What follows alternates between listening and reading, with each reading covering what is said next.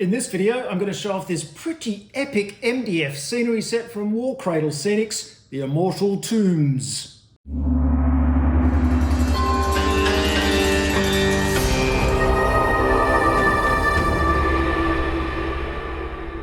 Hello everyone, Peter here from the Esoteric Order of Gamers. Welcome to my gaming channel. And today we're going to talk about terrain because, as I'm sure you know by now, I love some really spectacular terrain for my tabletop miniatures games. And I was very lucky recently because Warcradle Studios sent me this huge box, the Immortal Tombs set. See, it's quite thick and it was chock-a-block with MDF stuff, and check it out. It is absolutely epic. Now, the first thing that I love about this set, and I'm going to say it right up front, is that it's big. You've got these huge walls, this big, what do you call these? They're called pylons, I believe they're called, these big Egyptian pylons. Yeah, and four wall sections as well, a pyramid, some temples, all kinds of stuff. And this is just absolutely perfect, as I'm sure you've guessed already, for Necron battles in Warhammer 40,000. But really for any kind of alien architecture with an Egyptian theme. So really lovely stuff. And thank you, Warcradle Studios, for sending me this set. So let's have a look at the individual bits that you get in this set. I'll talk a little bit about how I put it together and possibly save you from falling into a few trips and traps that I did as I was building this set. Now, of course, I should point out that the Necron figures here are by Games Workshop, and I've painted them myself. They certainly don't come in the terrain set. So let's have a look at the Immortal Tombs. So let's start off with the pyramid, shall we? Because it's an impressive piece. It's got a separate little pyramid bit at the top, which you can take off, which is quite handy. As you can see, it's braced from inside, but you could hide a figure in there, or a very small figure, I guess, or maybe an objective or something like that. Right off the bat, let me point out with this one, when you're building the pyramid, make sure you put the walls on the sides that match the graphics on the top piece as well. You can see it has graphics that go up the side and they match those on the tiny apex pyramid. I put mine on the wrong side so they don't completely match up. Not a big deal, but something definitely worth keeping your eye on as you build. The pyramid has an entrance door here which opens up, which is very nice. So, you know, you've got to have a pyramid when you're talking ancient Egypt, or ancient Necron, I should say. Very nice thing. And it's also got this lovely patterning on the back and the front, where you can see they've used the different color of the wood, which is the green wood here, which has been colored green, and they put that behind that. So you have these nice green accents throughout the whole set, which I really like. And like most of these Warcradle sets, when I'm unpacking them, I think, oh, gee, this would be great to paint. But of course, I never get around to painting them because it's a big job to paint things like this. And luckily, the pre-printed colors look great. So you can start playing with them straight away. And, you know, I'll probably never get around to painting them. Next up, we've got this temple, which has a pool in it as well, and also a little sarcophagus. This lid is actually attached. It doesn't come off, but that's you can take that out if you wish, if you need more gaming space in there. You've got a lovely sort of tiled floor with the blue showing through, and this pool. You can see there's a little waterfall coming, or a fountain coming into the pool behind it, steps leading up into it. Nice thing. It looks a bit strange without a roof, I guess, but you know, this is an outdoor pool thing, so you know, that's how it goes. Also some nice steps coming up. When you're making these steps, be very, very careful because these triangular pieces are very fragile, so you don't want to be pressing too much when you're putting these together, or you might break those pieces. As I pointed out before, I use super glue to build these because it glues together a lot faster. You could use wood glue, but you'd be holding things for quite a long time, and it would take you probably 3 times as long to build the set. So I use super glue, and I also use a pair of latex gloves, so the super glue doesn't get on my hands. And also because these are laser cut from MDF, they do have a sort of burnt charcoaly texture, well, not texture, but an edge to them, which can rub off and smells a bit, which will dissipate in time, but it can rub off on your fingers. So if you have a mixture of super glue and black charcoal running off on your fingers, it can make a mess. So wear latex gloves. Next up, we've got this lovely little temple, which comes off its base. It's on a nice plinth, little stairs leading up to it.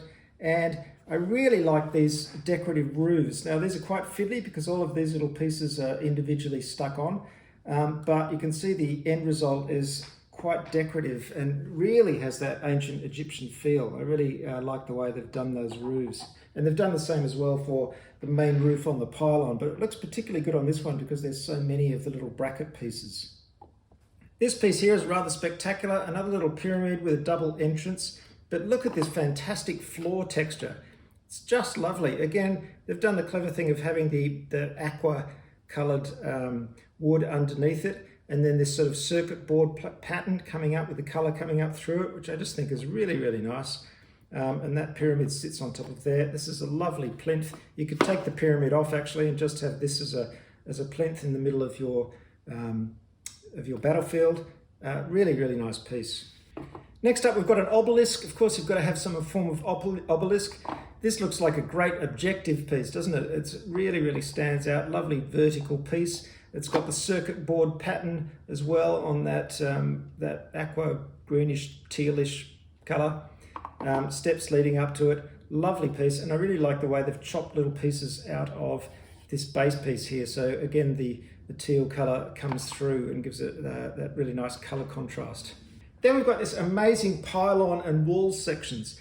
Now there was one problem with this which I found quite frustrating, and it's such a shame because in the instructions it very much implies that you have these stairways a mirror image of each other, so they go in opposite directions. However, when you build it, you find out that they do go in the same direction, and I can't change them into the other direction because there are actually holes in the wall going down, so there's no other way of building it. So this doesn't match the instructions for some reason, and you have two stairs going down the same way, which is such a missed opportunity. I feel like this should have been a mirror image, and this would look really nice if the two stairs were going that way or that way and matched on either side. That's the only gripe I've got with these. Otherwise, they're monumental, as you can see. And of course, you can fit models going along the top of them, which is just lovely. Really nice defensive walls. I wonder if you can slot these into the stairs. Look, you can too. You can slot models in the stairs as you go down, which is great. Certainly models with this size base. They've also got gates in them as well, little mini gates. And then you've got the main pylon, which is just beautiful. Again, has that decorative stuff along the top here of the wall. You could stand figures on the top like that. You've got a big monumental gateway in it and two minor gateways on either side. Really love this pylon. And this could, cut off a whole 6x4 table in half or form a defensive corner or something like that. It's really lovely. Now actually this set is relatively easy to build because the pieces are so large, so there's not a lot of fiddly work here.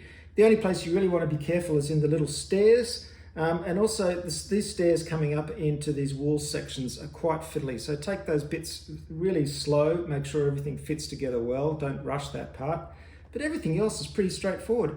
Again, you've got these tiny little pieces, these brackets underneath these roof lines. Just be careful when you're cutting those out because they're tiny pieces and they can sort of disintegrate if you treat them too roughly.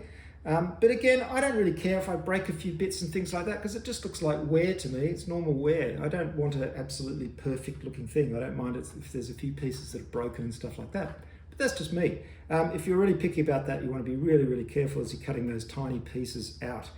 Also, you've got a few little minor pyramids and plinths and things, little extra bits as well. But as you can see, absolutely perfect for battles in Warhammer 40,000 when you're using the Necrons. It is very much themed towards the Necrons, but you could use it for any alien themed epic monolithic scenery, I think. And you know, if you turned a blind eye to the circuit patterns and stuff like that, you could even use it in historical stuff for ancient Egypt.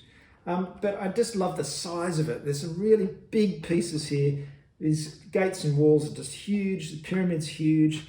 I'm really, quite excited about this set. I think I'm really looking forward to using it. In fact, I'm going to do a Warhammer 40,000 battle report when 8th edition, what am I saying? When 10th edition comes out, the brand new 10th edition. I'm going to be featuring Space Dwarves, the old Leagues of Votan, the new faction.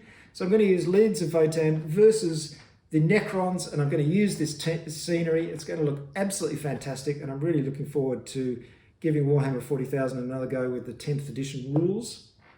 So I'll show off this scenery again when I do that, and you'll see it in action. But in the meantime, if you're impressed by this and you want to get your hands on a set, go over to Warcradle's website and check it out. And as I said, they sent me this for free, but I will definitely be using it in my games because I think it's a lovely set of terrain, not too hard to put together, and just get some really spectacular large-scale scenery on your tabletop. So there you go, Warcradle Studios, the Immortal Tomb set. I hope you've enjoyed this quick look at it. I will see you next time. Thanks very much for watching. Don't forget to subscribe, hit all notifications, go and check out the social media and the website. I will see you next time. Bye for now.